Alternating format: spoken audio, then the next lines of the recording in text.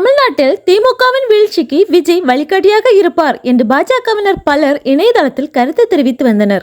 விஜயின் அரசியல் வருகையும் கூட அவர்கள் ஆதரித்து வந்தனர். தமிழக வெற்றி கழக தலைவர் விஜயை பாஜகவினர் நேரடியாகவும் மறைமுகமாகவும் பாஜக ஆதரிக்க பல காரணங்கள் இருந்தன. சமீபத்தில் நடிகரும் தமிழக வெற்றி கழக தலைவருமான விஜய் பிறந்தநாள் கொண்டாடினார். இதற்கு வாழ்த்து சொன்னவர்களுக்கு நன்றி அறிக்கை வெளியிட்ட விஜய், எனது பிறந்த நாளை முன்னிட்டு வாழ்த்து தெரிவித்த அனைவருக்கும் நெஞ்சார்ந்த நன்றியை தெரிவித்துக் கொள்கிறேன். இதில் அண்ணாமலைக்கெல்லாம் நன்றி சொன்ன விஜய் திமுகவிற்கு சொல்லவில்லை. தன்னுடைய அரசியல் ஸ்டாலின் அல்லது திமுகவிற்கு எதிரானது என்பதை விஜய் சொல்லாமலே சொல்லியிருக்கிறார் என்கிறார்கள். அதாவது திமுக தான் விஜய்க்கு வாழ்த்து சொல்லவில்லை, அதேபோல் திமுகவினர் பெயரை விஜய் தனது அறிக்கையில் கூறவில்லை. இதன் மூலம் சைலண்டாக தன்னுடைய மெசேஜை விஜய் இதன் மூலம் சொல்லிவிட்டார். யாரை எதிர்த்து தன்னுடைய அரசியல் என்று விஜய் சொல்லாமல் சொல்லிவிட்டார் என்று அக்கட்சி நிர்வாகிகள் தெரிவிக்கின்றனர். எனவே கள்ளக்குறிச்சி கள்ளச்சாராய விவகாரத்தில் தமிழக வெற்றி கழக தலைவர் விஜய் கருத்து தெரிவித்திருந்தார். முதல் முறையாக வாழ்த்து சொல்வதை நிறுத்திவிட்டு கோபமாக விஜய் கண்டனம் தெரிவித்திருந்தார். கடந்த மாணவர்கள் மீட்டில் கூட விஜய் போதைப்பொருள் விவகாரத்தை குறிப்பிட்டு பேசினார். இப்படி விஜய் தொடர்ந்து திமுகவிற்கு எதிராக பேசினார்.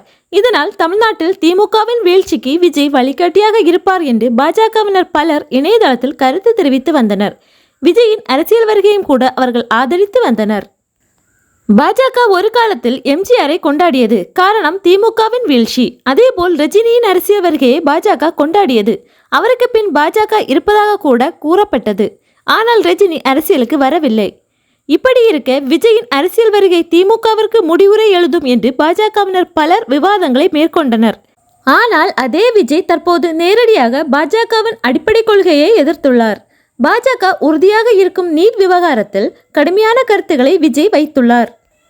தொடர்ந்து நடந்து வரும் குளறுபடிகளால் நீட் தேர்வு மீது மக்கள் நம்பிக்கையை இழந்துவிட்டனர். இனி நாடு முழுவதும் நீட் தேர்வு தேவையில்லை என்பதுதான் இதிலிருந்து நாம் புரிந்து கொள்ள வேண்டிய விஷயம். நீட் விலக்கு தான் இதற்கு உடனடி தீர்வு. சிறப்பு பொதுப்பட்டியலை உருவாக்கி கல்வி சுகாதாரத்தை மாநில பட்டியலில் கொண்டு வர வேண்டும். கல்வி சுகாதாரத்தில் மாநில அரசுகளுக்கு முழு உரிமை வழங்கப்பட வேண்டும். மாநில பாடத்திட்டத்தில் படித்துவிட்டு NCERT முறையில் தேர்வு வைத்தால் எப்படி சரியாக இருக்கும்? தொடர்ந்து நடந்து வரும் குளறுபடிகளில் நீட் தேர்வு மீது மக்கள் நம்பிக்கையை இழந்துவிட்டனர்.